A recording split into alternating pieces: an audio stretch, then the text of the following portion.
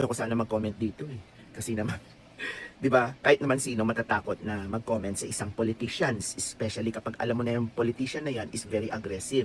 Pero I will try my best na mag-comment pero hindi masyadong mai-involve yung sarili ko.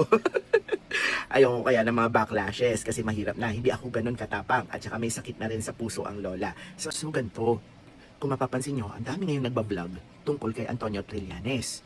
Kasi nga daw, isa daw siyang tagapagtaguyod at tagapaglaban ng taong bayan. At meron pa silang sinasabi na siya daw yung tipong anti-corruption at humaharap sa mga malalaking opisyales ng gobyerno para labanan sila. At ang dami-dami pa nilang promotional item na sinasabi tungkol kay Antonio Trillanes. Napansin ko lang, halos lahat sila, pare-pareha sila halos ng sinasabi. Napansin ko parang may isa silang fina-follow na script. Kaya medyo nagdududa ako sa kanila. Alam niyo, maniniwala na sana ako sa kanila. Kaya lang, dalawa lang ang gusto kong sabihin sa inyo. Dalawang bagay lang na parang dahil sa dalawa na yan, magdududa na kayo kay Antonio Trillanes. Una, yung pakikipaglaban niya sa mga Duterte. Eh talaga bang nilalabanan niya yung korupsyon? Nilalabanan niya ba yung tama? Nilalabanan niya ba na dapat gawing masama ang mga Duterte? Kung hindi lang sana siya nagtangkang maging vice president ni PRRD, maniniwala na sana ako. Kung hindi lang sana nakapagsalita si PRRD ng something sa kanya at parang nagalit siya, maniniwala na sana ako. Kaso Senator Trillanes, dumaan ka sa ganung bagay eh. Tinangka mong maging vice president ni PRRD. At nung tinanggihan ka, nagmamarikuryo ka. Pangalawa, alam mo sa totoo lang kayo may kasalanan kung bakit tayo naagawan ng China ng isla eh. During that time ni Pinoy, naalala mo, dun sa standoff, nangiilam ang Amerika. Eh bilib na bilib kayo ni Del Rosario sa Amerika. 'Di ba?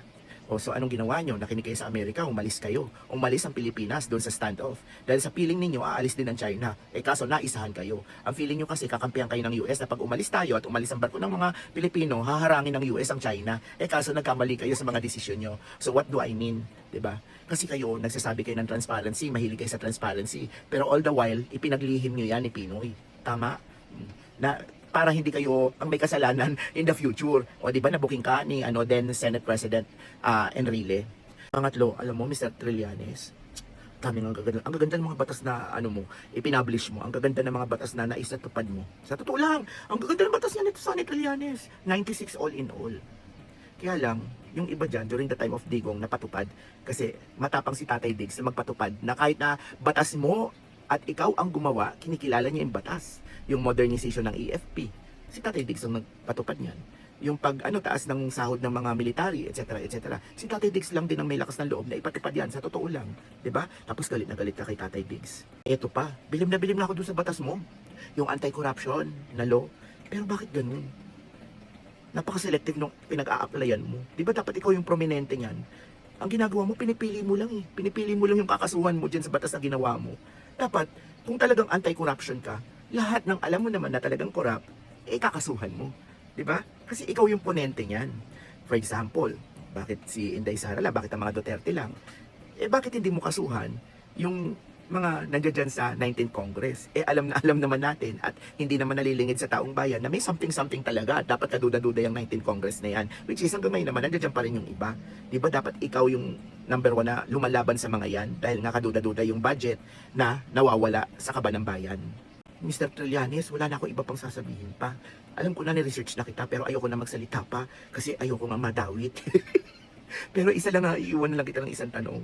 Talaga bang tagapagtanggol ka ng taong bayan at saka anti-corruption ka nga ba? Talaga bang itinataguyod mo ang karapatan ng taong bayan? O itinataguyod mo ang karapatan mo sa iyong mga kalaban? Di ba? Kasi, di ba? Ayoko na magsalita.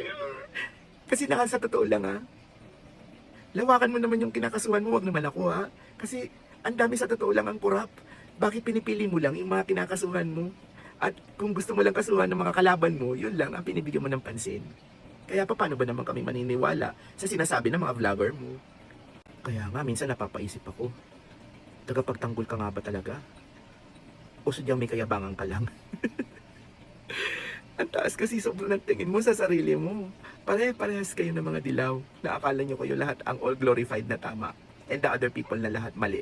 Kaya tuloy, ang tingin ng taong bayan, lalo na yung mga maliliit na taong bayan na kahit na yung sabihin natin hindi nakapag-aral o nakapag-aral, iisang tingin sa inyo niyayabang nyo. O baka naman kinakain ka lang, sir, ng mga ambisyon mo.